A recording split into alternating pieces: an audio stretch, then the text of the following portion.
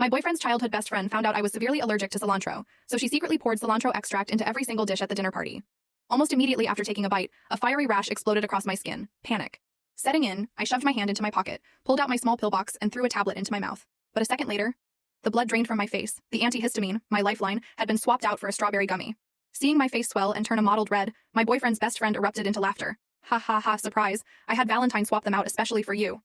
You're such a drama queen. Who actually dies from a little cilantro? I snapped my head toward my boyfriend, gasping hard, my chest tight. Valentine, I wheezed. If you don't give me the pills right now, I'm actually going to die. Valentine just frowned, a flicker of annoyance crossing his features.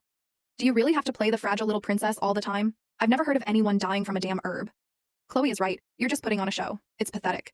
I realized then that arguing was useless. With trembling fingers, I reached for the panic button hidden in my necklace and pressed it hard. Valentine caught the movement. His eyes narrowed slightly. What did you just press? Don't tell me you're calling the cops over a stupid prank. He reached out and yanked the small bear pendant right off my neck. He inspected it for a moment, turning it over in his hand. Finding nothing obviously electronic about it, he scoffed, tossed it onto the floor and crushed it under his heel.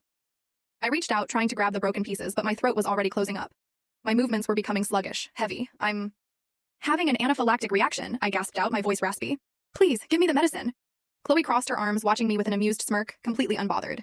Are you really in that much pain, Lady Stacy, or are you just trying to steal Valentine's attention again? I mean, it's one thing when you make up excuses to monopolize him on a normal day, but today is his birthday. Could you stop being such a buzzkill for 5 minutes? It felt like invisible hands were wrapping tightly around my windpipe.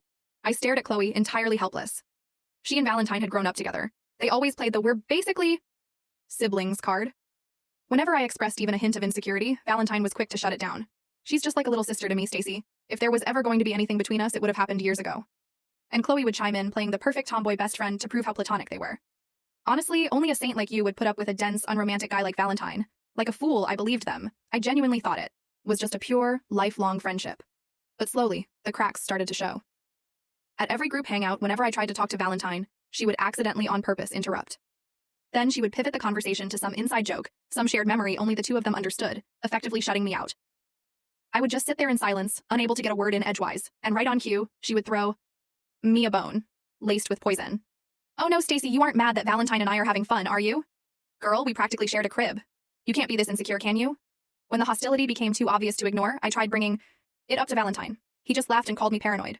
And now, that hostility wasn't just obvious. It was weaponized. She was wearing her malice like a badge of honor. No tiara, but all the princess syndrome. To keep following the story, head to my homepage for the rest. Don't miss out.